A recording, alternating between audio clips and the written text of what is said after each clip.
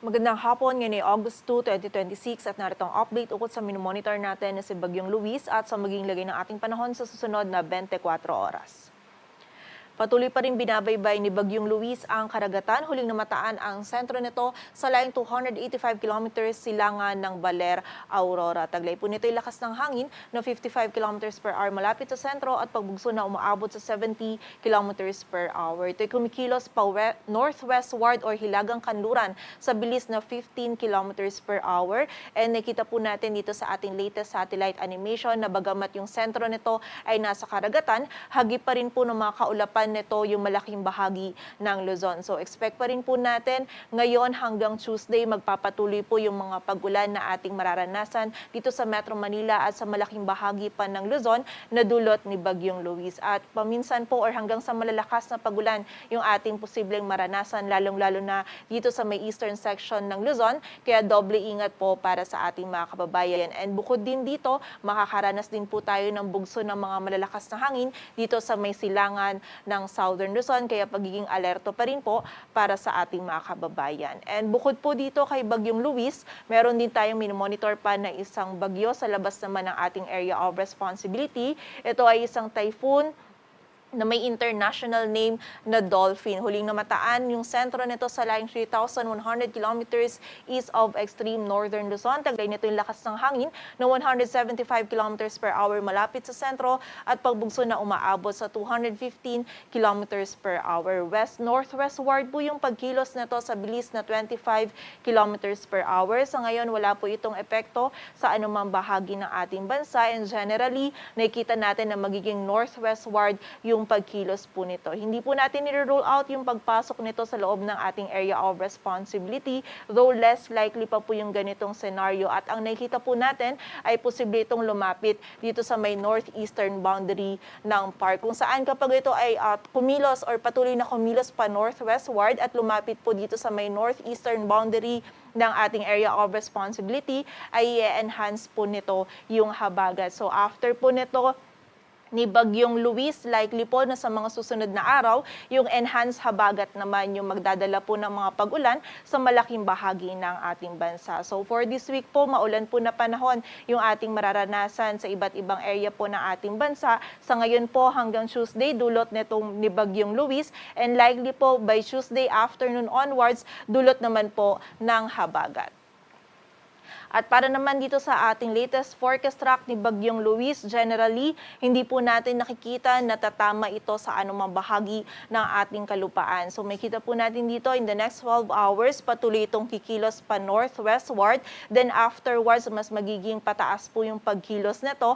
And then kikilos na po ito pa northeastward or pa kanan, palayo po dito sa anumang bahagi ng ating kalupaan. Ngunit during this time po, ngayon hanggang sa Tuesday, likely na posible pa rin po makaranas ng bugso ng mga malalakas na hangin etong silangan ng Luzon, lalong-lalo na po ngayon etong silangan ng Southern Luzon area. And also hindi rin po natin ni-roll out pa yung possibility na mas magkaroon ng westward shift etong si Bagyong Luis, kung saan pag mas nagkaroon po ito ng westward shift is posible po itong lumapit din dito sa may silangan ng Northern and Central Luzon area. Also, in terms of intensity naman po, nakita natin within the next 24 hours ay posibleng mag-intensify pa into a tropical storm category. Itong si Bagyong Luis, ngunit magiging short period lamang po yung kanyang intensification, kung saan between Monday evening and Tuesday morning is mag-downgrade na po ito into a tropical depression at tuloy-tuloy na po yung weakening trend niya, kung saan by Wednesday, posible po itong maging isang ganap na low pressure area na lamang. But still, expect po natin again ngayon hanggang Tuesday po yung mga pag-ulan na idudulot nito ni Bagyong Luis sa malaking bahagi ng Luzon, kasama na po dyan yung Metro Manila, and also possible din po yung bugso ng mga malalakas na hangin sa silangan ng Luzon. So pag-iingat po para sa ating mga kababayan. At para naman po dito sa wind signals natin, sa ngayon meron tayong nakataas na wind signal number 1 dito sa area ng Polillo Island, sa Camarines Norte, sa northern portion ng Camarines Sur, at sa northern portion ng Catanduanes. Kung saan ito pong mga areas na ito ay posible pong makaranas ng malakas na hangin na dala ni Bagyong Luis. And during the passage ni Bagyong Luis, likely po or possible po natin, highest possible wind signal natin ay wind signal number 2.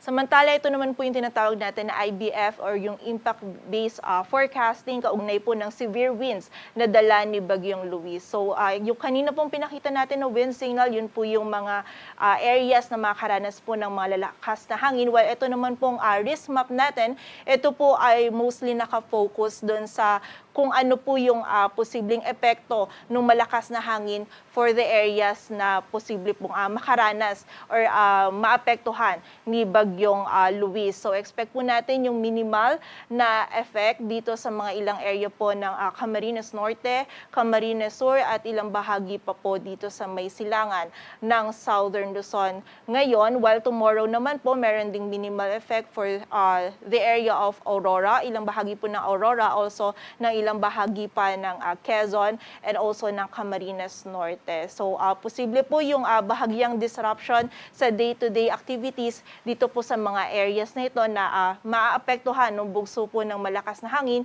na dala ni Bagyong Luis. While sa mga pagulan naman po, likely po yung 50 to 100 millimeters of rainfall dito sa bahagi ng Cagayan, Isabela, Quirino, Aurora, Quezon, maging dito din sa bahagi ng Bulacan, Nueva Ecija, Tarlac, Zambales at sa area po ng Pangasinan. Dala pa rin po ito ni Bagyong Luis from today to tomorrow afternoon. While tomorrow afternoon naman to Tuesday afternoon, possible pa rin yung 50 to 100 millimeters of rainfall dito pa rin sa Isabela, Quirino, Aurora, Nueva Ecija, Tarlac, Zambales, Pangasinan, La Union, Benguet, dito din sa area ng Pampanga, Bulacan, Metro Manila, Rizal, Cavite, Batangas at Occidental Mindoro. Dala pa rin po ito ni Bagyong Luis. While for the area naman or for Tuesday afternoon to Wednesday afternoon, dulot naman po ng habagat, likely pa rin po yung mga pag-ulan lalong-lalo na sa western section ng ating bansa or ng Luzon area. So possible po yung 100 to 200 millimeters of rainfall sa Zambales, Bataan at Occidental Mindoro, while 50 to 100 naman sa La Union, Benguet, Pangasinan, Tarlac, Pampanga, Bulacan, Metro Manila, Cavite, Batangas, Rizal at dito din po sa area ng Antique. So maulan po na panahon yung ating mararanasan for most of Luzon. Possible po hanggang sa malalakas na pagulan yung ating mararanasan, kaya doble ingat para sa ating mga kababayan sa banta ng mga pagbaha at pagguho ng lupa.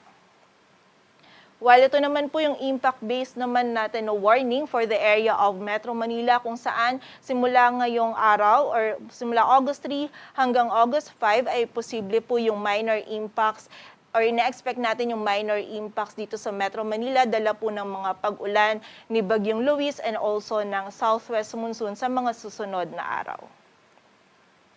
At para naman po sa mga bugso ng mga malalakas na hangin, dala ng habagat and also ng periphery ni Bagyong Luis, possible po ngayon hanggang sa Tuesday yung bugso nitong mga malalakas na hangin for most of Luzon, saka sa ilang bahagi din po ng Visayas at Mindanao area.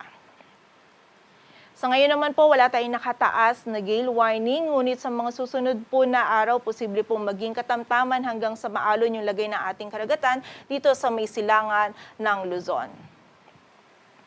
At para naman po sa maging lagay ng ating panahon, bukas araw ng Lunes, magiging maulan pa rin po yung panahon at may mga posible pong bugso ng mga malalakas na hangin dito sa may Quezon, Camarines Norte, Camarines Sur at Catanduanes. Dala pa rin po ito ni Bagyong Luis. While dito sa Metro Manila at nalalabing bahagi po ng Luzon except for the area of Palawan, patuloy pa rin po yung mga pagulan na ating mararanasan. Hanggang sa mga malalakas po yung mga pagulan nito, kaya muli pag-iingat pa din at pagiging alerto para sa ating mga kababayan. Agwat ng temperatura dito sa Metro Manila ito simula 26 to 31 degrees Celsius. Dito naman sa bahagi ng Western Visayas, posible pa rin po yung mga scatter na mga pag-ulan, pagkilat at pagkulog, dala pa rin po ito ng outer rain bands or yung periphery ni Bagyong Lugis. Kaya pag-iingat po para sa ating mga kababayan dyan. While for the area of Palawan, rest of Visayas at buong bahagi po ng Mindanao, kung meron tayong mararanasan ng mga pag-ulan, mostly mga isolated po ng mga pag-ulan, dala ng localized thunderstorms. Agwat po ng temperatura dito sa Cebu ay mula 26 to 32 degrees Celsius at sa Davao naman ay 24 to 32 degrees Celsius.